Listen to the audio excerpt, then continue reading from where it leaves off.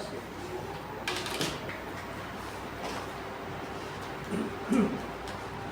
Fundamental unit of life. तो इसमें we will see what is cell organelle.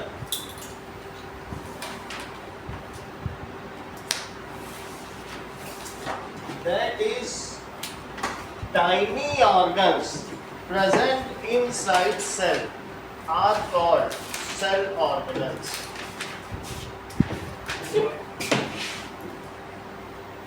Tiny organs, बहुत छोटे छोटे ऑर्गन्स होते हैं, इसलिए हम उनको सेल ऑर्गेनल्स कहते हैं। Tiny organs present inside cell are called cell organelles.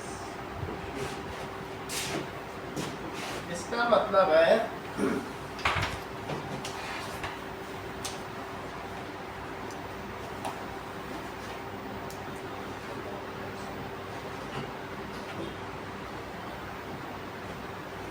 Cell consist of, cell कभी भी किस किस चीज से बना होगा? 4 बेसिक इसके, ठीक है,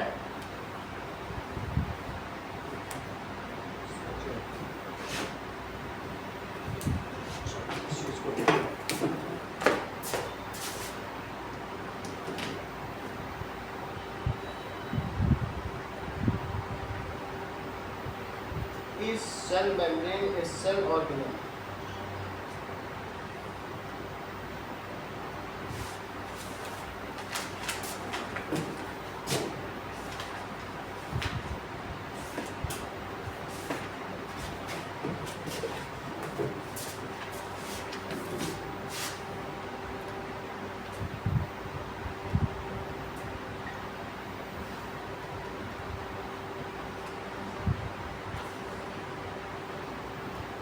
Cell membrane is cell organelle.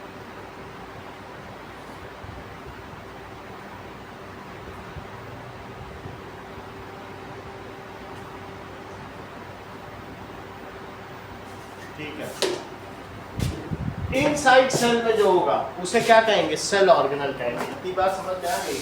अब जरा देखो,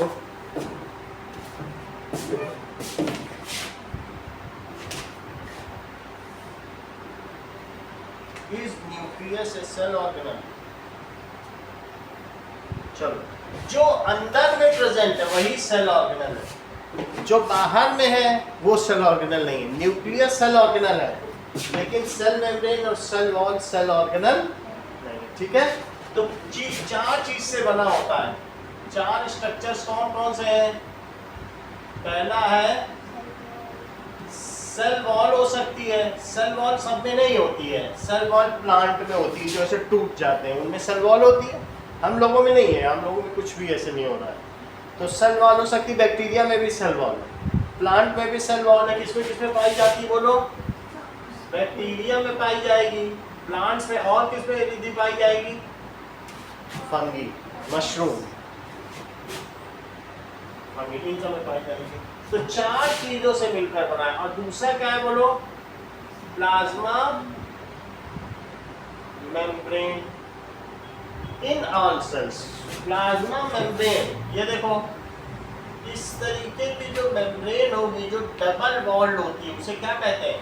plasma membrane.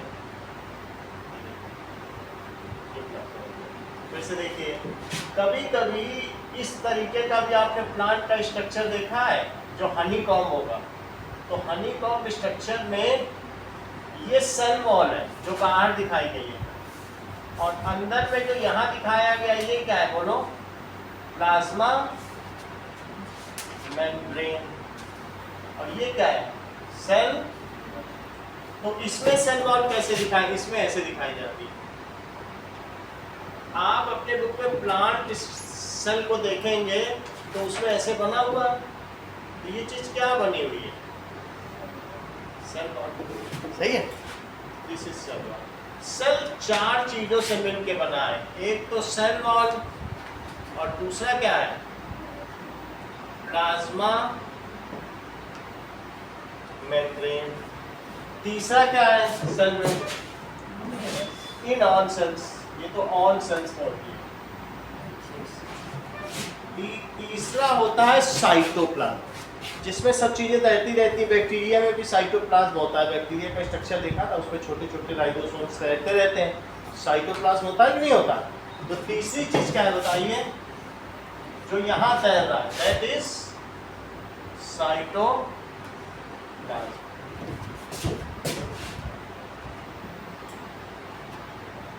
It is a fluid, ये एक तरीके का फ्लूइड है। अब जरा देखें कि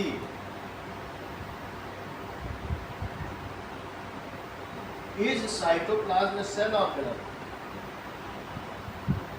लेकिन इसे सेल ऑर्गेनल नहीं माना जाता है, क्योंकि हम ऑर्गन्स को मानते हैं सेल ऑर्गन। जैसे हमारे अंदर ब्लड बह रहा है तो ब्लड कोई ऑर्गन नहीं है। हार्ट एक ऑर्गन मानते हैं कि नहीं? फ्लूइड को कभी ऑर्गन नहीं माना जाता है, वो तो फ्लो करता रहता है, उसका कोई रेगुलर शेप तो होता नहीं है। और चौथी चीज न्यूक्लियस, तो किसी किसी में न्यूक्लियस होगा, किसी किसी में नहीं भी होगा। किसी किसी में न्यूक्लियर रीजन होगा, न्यूक्लियस होगा, और नहीं तो क्या होगा, न्यूक्लियोइड। दो चीज तो हो सकती है। ये प्रोकैरियोटिक में होगा और ये किस में होगा, यूकैरियोटिक में। ये चीज किस में पाई जाएगी, प्रोकैरियोटिक, और ये यूकैरियोटिक।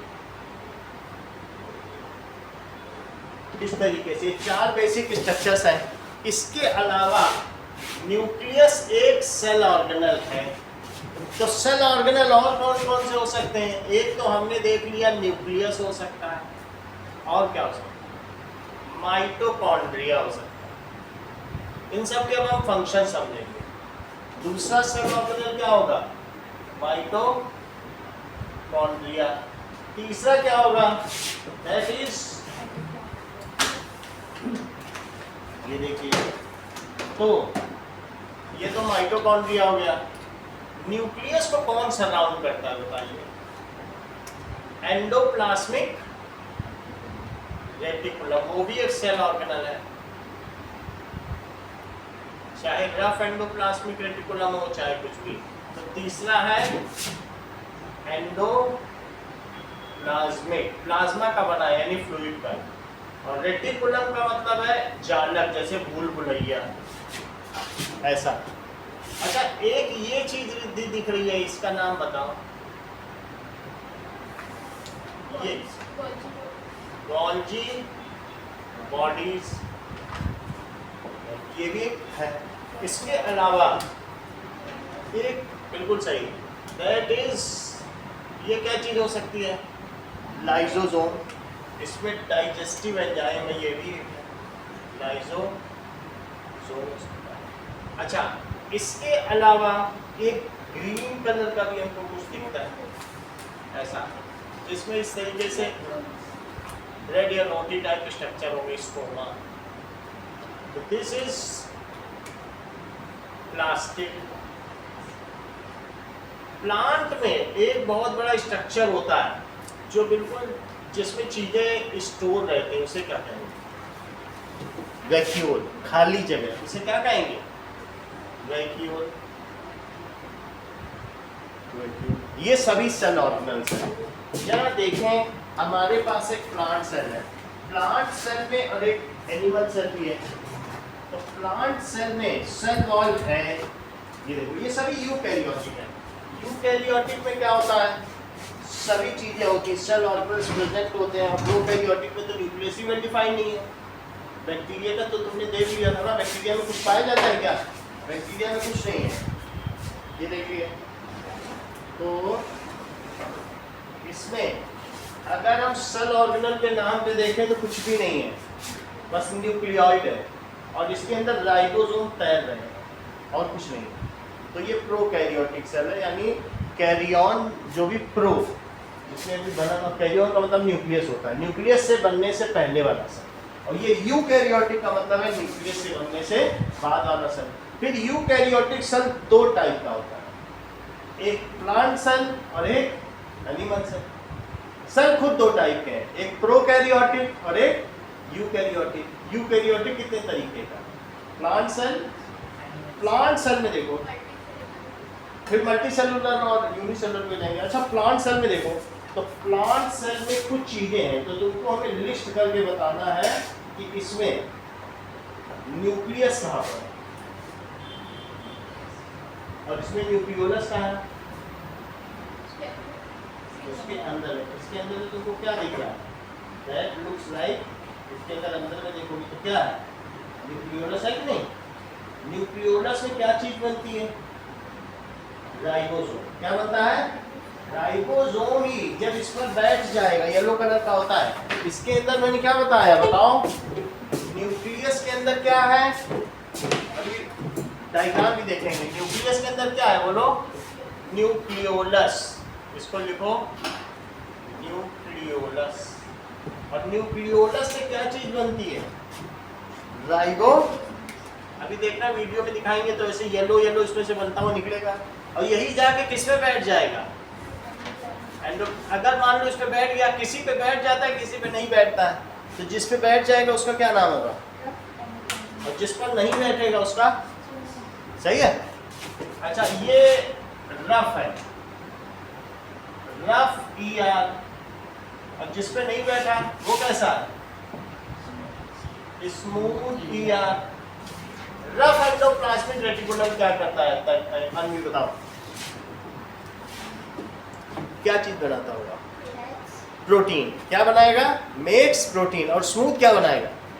ये बात सही है, ये मेक्स फैट। और ये क्या करेगा? Makes protein. तो लिखे हम what are the list of cell organelles. So some cell organelles are, सबसे पहले तो न्यूक्लियस ही हो जाएगा, फिर endoplasmic reticulum,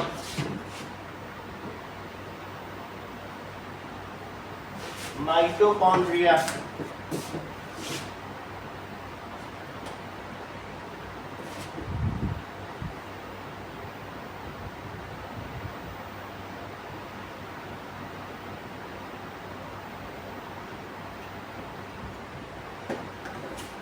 okay.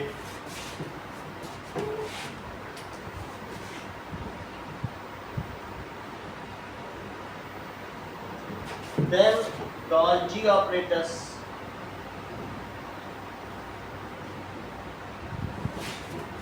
lysosome, plastids और वैक्यूल। इसका क्या नाम है? वैक्यूल। ये सभी सेल ऑर्गेनल्स हैं। ओके, इतना ही दिया है। चलो, तो दीज आर सेल ऑर्गेनल्स। अब देखिए, सबसे पहले हम इसमें कुछ चीज आपसे पूछेंगे, फिर इसके डिटेल में बताएंगे। इसमें आप मुझे बताइए एंडोप्लाज्मिक रेटिकुलम क्या है? वैक्यूल खाली जगह होती है, बिल्कुल बैलून टाइप की। इसमें इसका प्लांट का वेस्ट रहता है और प्लांट की न्यूक्लियस। डिफ्यूजन क्या होता है? Movement of particles from higher concentration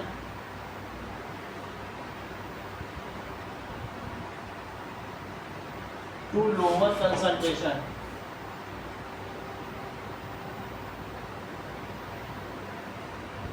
on its own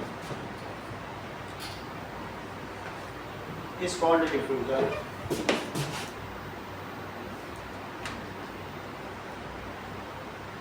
तो क्या इसमें एसपीएम का कोई रोल है देती गैसेस के मोमेंट में? बोलो, कोई रोल नहीं है। अगर CO2 अंदर है तो बाहर चली जाएगी।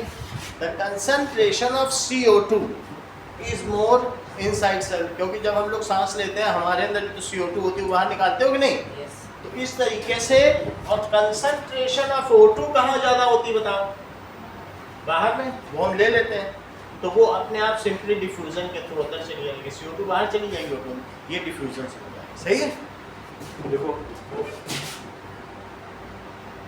Concentration of CO2 is more inside cell, so it goes out. और concentration of O2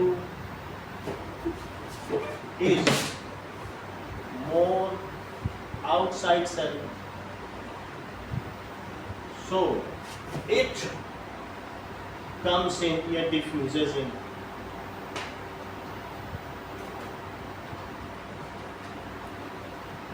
इस तरीके से होता है। लेकिन वाटर का मूवमेंट कैसे होगा? ये तो गैसेस का देख लिया, अब वाटर का।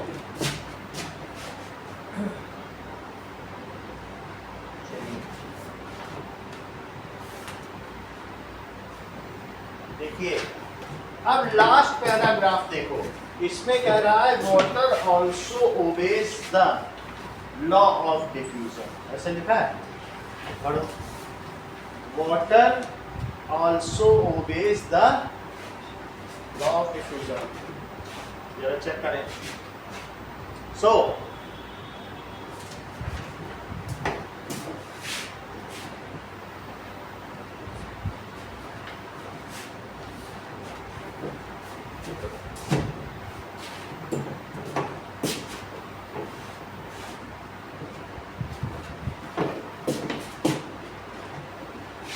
देखो, वाटर मूव्स इनसाइड या आउटसाइड सेल, अंदर भी आ सकता है, बाहर भी आ सकता है, बाय द प्रोसेस ऑफ, कौन सा process Anvi? Osmosis. Osmosis, osmosis क्या है? Osmosis is movement of water, सिर्फ वाटर के लिए ये है osmosis, through semi permeable membrane.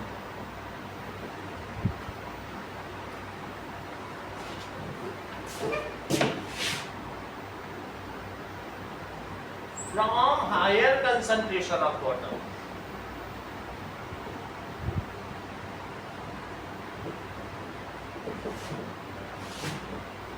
to lower concentration of water.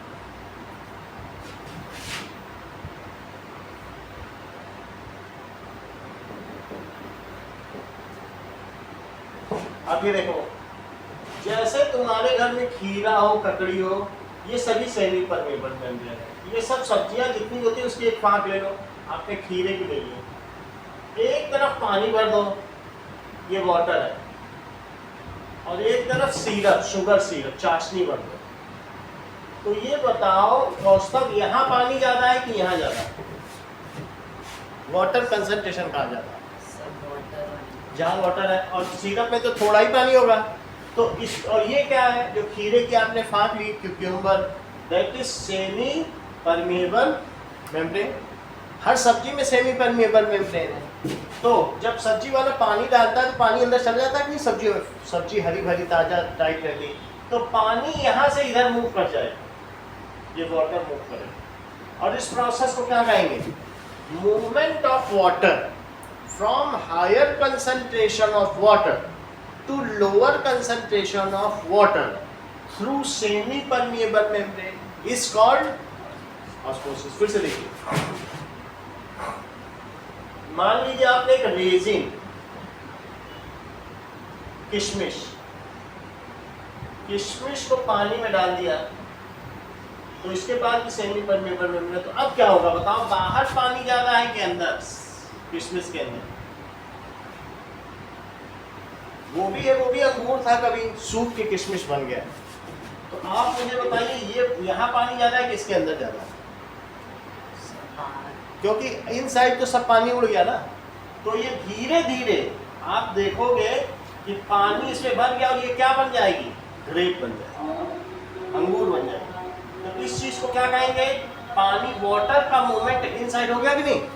अच्छा, और ये बन गई लास्ट में grape, swells up, raisin swells. ये ऑस्मोसिस की वजह से हो रहा है। फिर से देखें, मान लीजिए आपने ग्रेप ही ले लिया और उसको सिरप में डाल दिया, बहुत गाढ़ा सिरप। तो अब बताओ, सिरप में पानी ज्यादा होता है कि ग्रेप में? ग्रेप में ज्यादा होगा। सिरप तो बहुत गाढ़ा ले लिया, फिर चाशनी ले लिया। तो ये जो ग्रेप है, ग्रेप में वाटर ज्यादा है, तो वाटर कहाँ जाएगा? आउटसाइड जाएगा। और अल्टीमेटली एक दिन बाद तुम देखोगे कि जिस चटनी में तुमने, जो गुड़ की चटनी में अंगूर डाले थे, बारात में मिलती नहीं कई बार, उसमें अंगूर पड़े रहते हैं, वो अगले दिन सिकुड़ जाएगा। क्यों सिकुड़ जाएगा? क्योंकि उसका पानी कहाँ चला जाएगा? वो रेजिन बन जाएगा। तो वाटर मूव्स आउट। समझ में आ गया प्रोसेस? तो ये सारे प्रोसेस किसके हुए? ऑस्मोसिस के हुए। अब देखिए,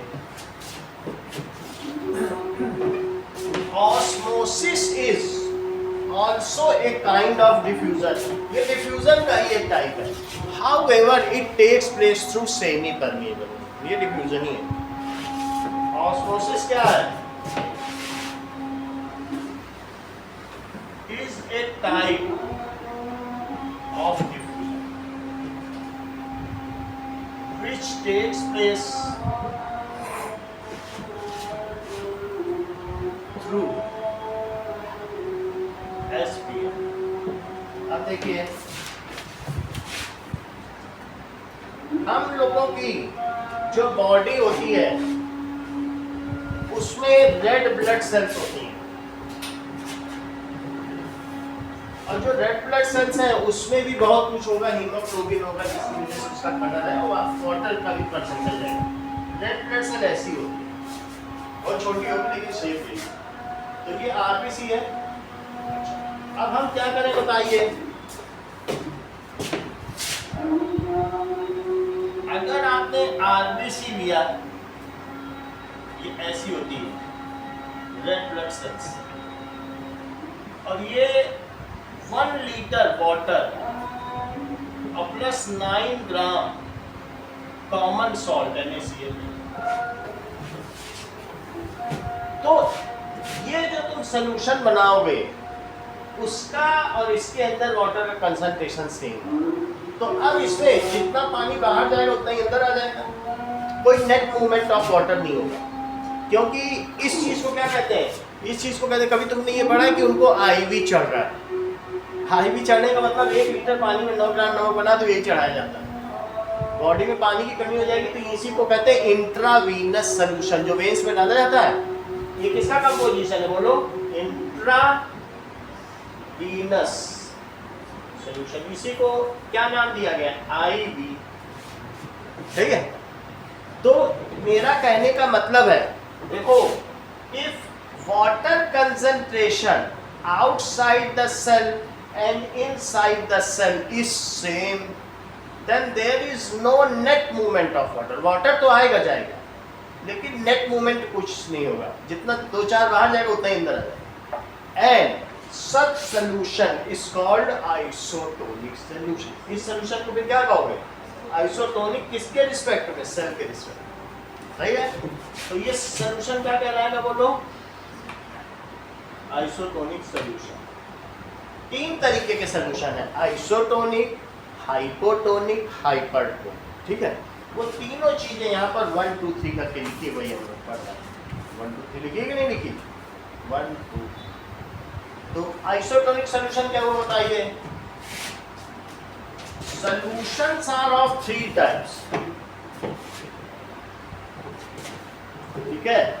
इसके बेसिस पर, on the basis of concentration of water. So solutions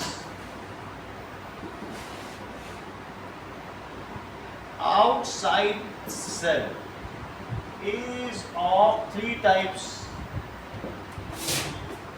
on basis of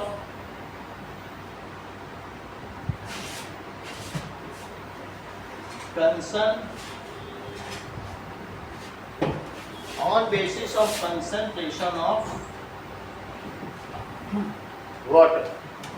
पहला क्या है, आइसोटोनिक सॉल्यूशन। दूसरा क्या है, हाइपोटोनिक सॉल्यूशन। और तीसरा क्या है, हाइपरटोनिक सॉल्यूशन। तीन तरीके की solution. What is isotonic solution?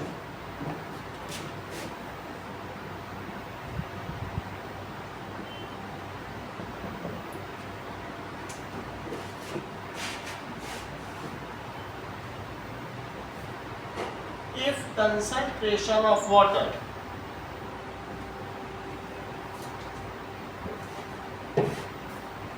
outside the cell is same as inside the cell, then जो आउटर सॉल्यूशन है, सेल को कुछ नहीं कहेंगे, आउटर सॉल्यूशन को कहेंगे, is called isotonic with cell.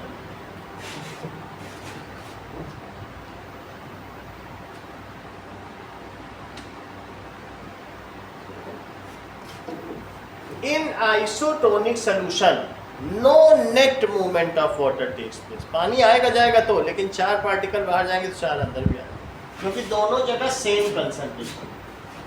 ठीक है। In isotonic solution, no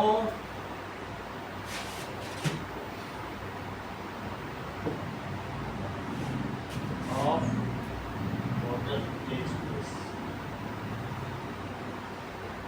इसका एग्जाम्पल क्या हुआ, इसका एग्जाम्पल है कि cell kept in IV solution, intravenous solution. RBC cell kept in intravenous solution.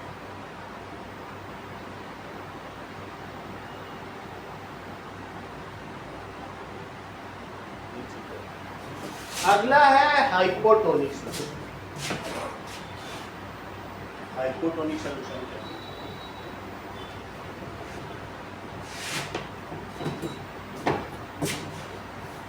तो इसको भी देखो,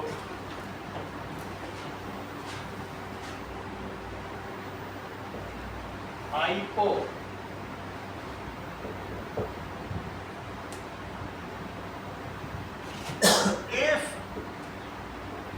outside the cell water concentration is more than, it is called hypotonic solution। अब 3 एग्जांपल आपको दिखाए गए। एक हमने आरबीसी 3 जगह है,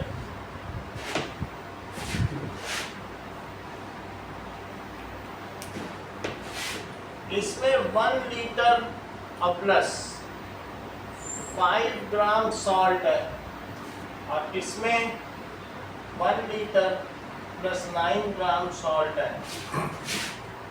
और ये 1 लीटर प्लस 12 ग्राम सॉल्ट है।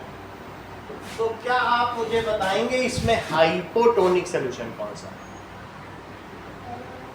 पहला वाला, क्योंकि अगर सॉल्ट कम डालोगे तो वाटर ज्यादा हो जाएगा। तो ये कैसा हुआ, हाइपोटोनिक सॉल्यूशन। ये कैसा हुआ, बोलो। हाईवी तो है, ये तो कौन सा सॉल्यूशन? ये कौन सा हुआ,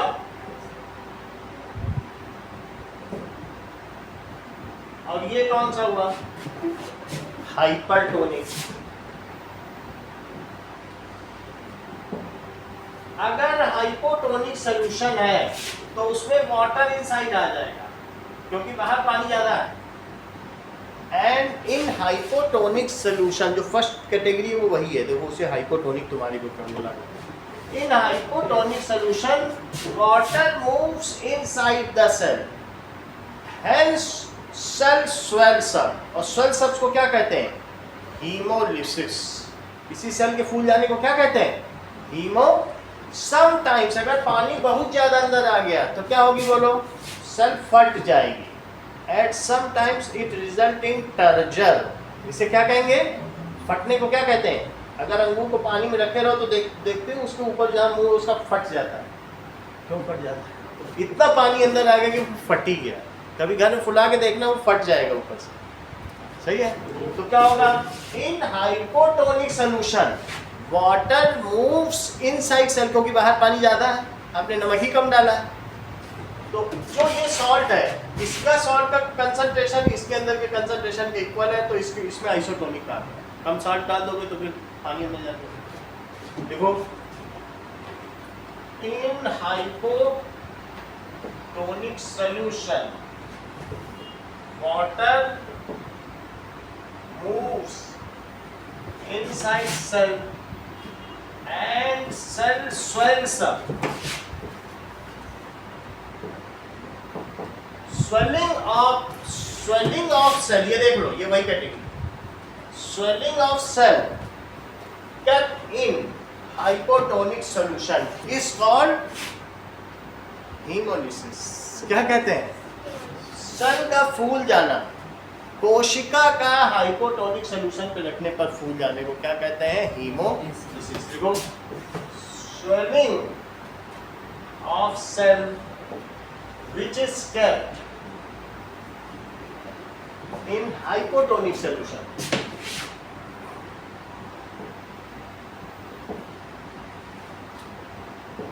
इज कॉल्ड hemolysis।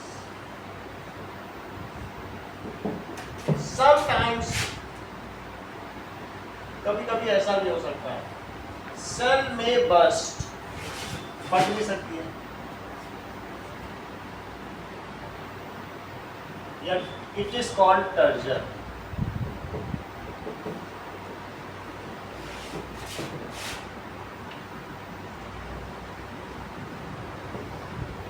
इसे टर्जर कहेंगे। तीसरी कैटेगरी देखो,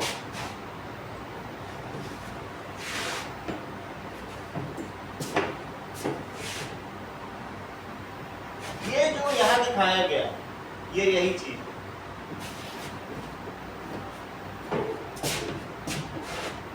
hypertonic solution,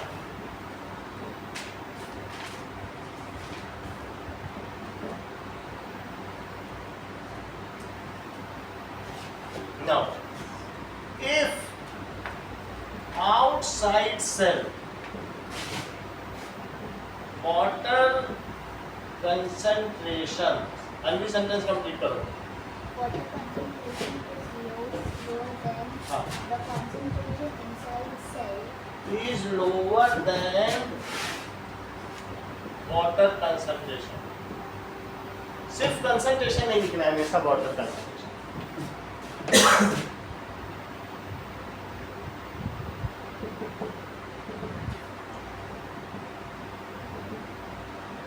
Then such solution is called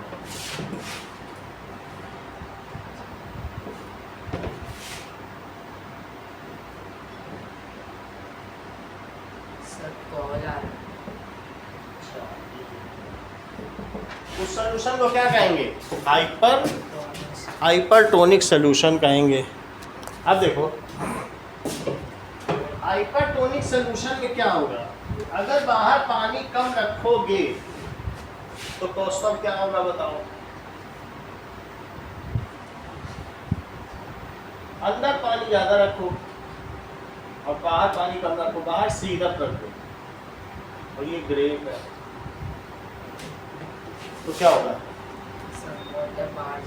water बाहर चला जाएगा और इसकी वजह से क्या होगा? ये जो है ग्रेप किस में बदल जाएगा? रेजिन में, किशमिश बन जाएगा।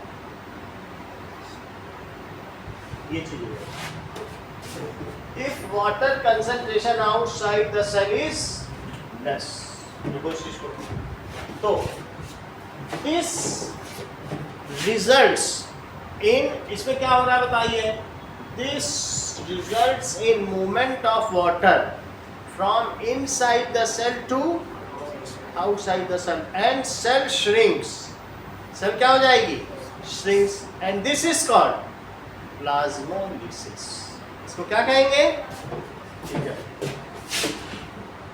In this solution water moves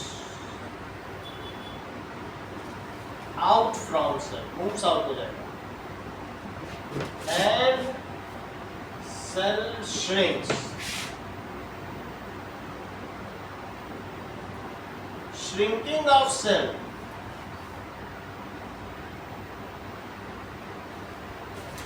kept in hypertonic solution.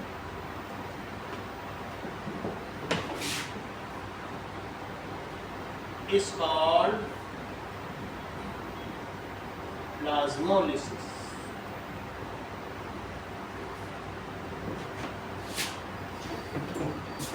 ये चीज तो आपने देखी, प्लाज्मोलिसिस क्या होती है. अब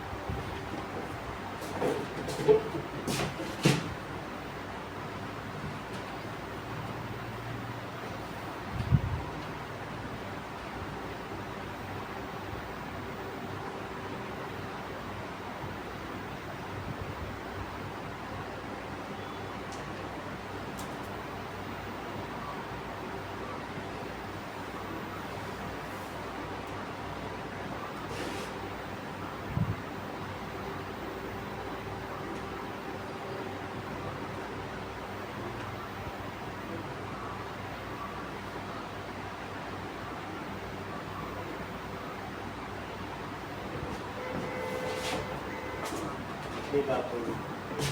Now